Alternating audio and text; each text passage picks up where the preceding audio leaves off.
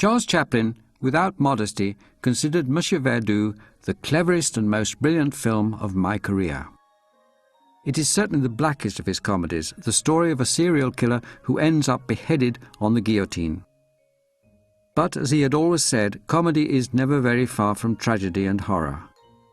Under the proper circumstances, he wrote, murder can be comic. The idea was originally suggested by Orson Welles as a project for a dramatized documentary on the career of the legendary French wife killer Henri Désiré Landru, who was executed in 1922, having murdered at least 10 wives, 2 dogs, and 1 boy. Chaplin paid Welles $5,000 for the idea, with the agreement that the film would carry the credit based on an idea by Orson Welles. In later years, Welles claimed that he himself had written a script for the film, but this is unlikely. Certainly the written agreement between Chaplin and Welles makes no mention of it. The agreement was signed in 1941, but Chaplin took 4 more years to complete the script.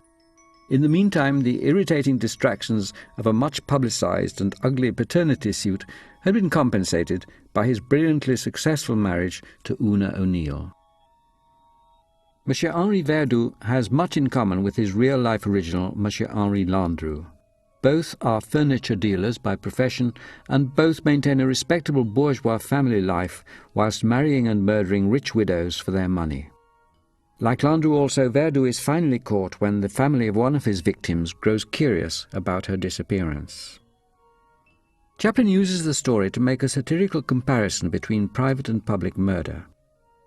Verdoux declares, "As for being a mass murderer, does not the world encourage it? Is it not building weapons of destruction for the sole purpose of mass killing? One murder makes a villain, millions a hero. Numbers sanctify." Sentiments like these were deeply suspect in 1940s America, which had already begun to slide into the paranoia and witch-hunting of the Cold War years. The Breen Office, the American cinema's self-censorship system, initially disapproved the script in its entirety, claiming that it impugns the present-day social structure, even though the story was set in France between the 2 world wars. In the end, they were satisfied with only a few cuts, though the prudery of those times demanded the removal of all scenes that suggested that a husband and wife might share the same bed, or that a girl could be a prostitute. Apart from censorship problems, the shooting was faster and more trouble-free than any full-length film Chaplin had ever made. The soaring costs of production and the post-war rationing of film stock meant that Chaplin could no longer afford the luxury of improvisation and on-set experiment that previously characterized his working method. Economy now dictated that everything must be carefully planned in advance. So for the first time, Chaplin worked with a completely finished script, a precise shooting schedule, and meticulous planned drawings for every scene. To ensure authenticity in the French settings, he engaged as his assistant Robert Fleuret, the French director and an old friend and admirer. Monsieur Verdoux's moustache was also authentic. For the first time, Chaplin grew a real moustache for a screen role. The shooting was completed in less than 3 months.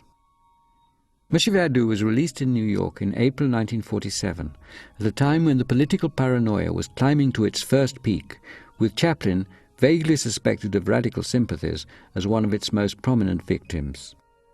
He was shocked by the generally unenthusiastic response to the premiere, but much more by a press conference at which hostile journalists declined to discuss the film, but insisted on asking him questions about his political sympathies, patriotism, tax affairs, and refusal to adopt American citizenship.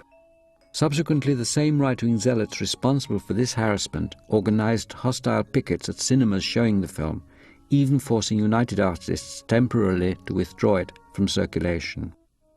This was the start of Chaplin's last and unhappiest period in the United States, which he was definitively to leave in 1952. But among all the hostility, there were still passionate supporters of Chaplin and Monsieur Verdoux. The most important of them all was the legendary critic James Agee of The Nation, who struck back at the reactionary opposition.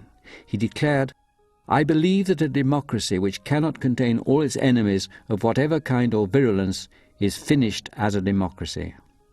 Chaplin was not, of course, America's enemy, but in the character of Monsieur Verdoux he was undoubtedly a critic, in a society in which criticism was deeply unwelcome.